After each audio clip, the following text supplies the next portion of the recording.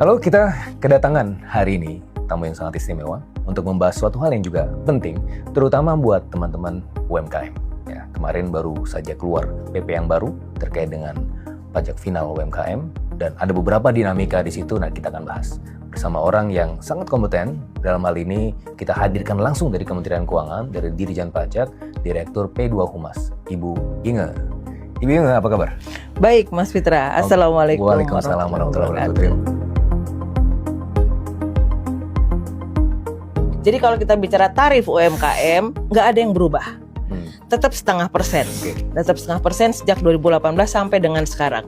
Yang dirubah dalam PP 20 tahun 2026 ini adalah sasaran penerimanya siapa saja. Oke, ini kategorinya semua dalam klasifikasi UMKM. UMKM, betul. UMKM berarti di bawah 4,8. 4,8. Jadi kalau kita bicara UMKM dalam konteks Undang-Undang Perpajakan itu adalah omsetnya di bawah 4,8 satu tahun dalam satu tahun. Miliar ya dalam satu Betul. tahun. Betul. Dan sampai sekarang di PP 20 tahun 2020 tetap sama.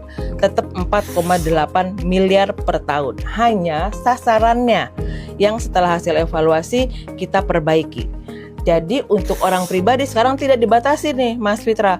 Boleh selamanya. Sepanjang usaha dia masih berjalan, maka tarif 0,5% tadi dapat terus digunakan. Asalkan di bawah 4,8. Di bawah 4,8 M setahun, dan itu adalah wajib pajak orang pribadi atau PT perorangan, ya kan, atau koperasi.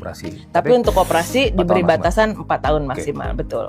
Nah, jadi kenapa PT sama CV sudah tidak diberikan lagi tarif 0,5%? Karena sebetulnya mereka itu kan sudah kita arahkan untuk mengikuti ketentuan umum dalam perpajakan.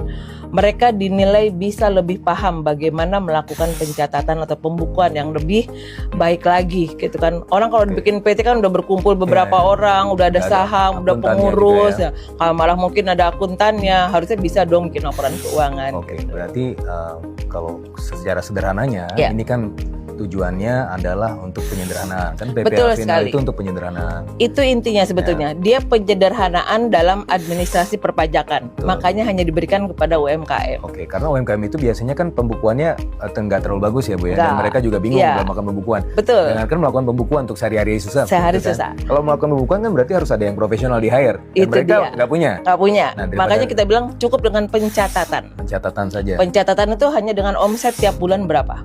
Jadi kalau misalnya kita jualan soto ya, omset sebulan ini kita dapat berapa? 50 juta.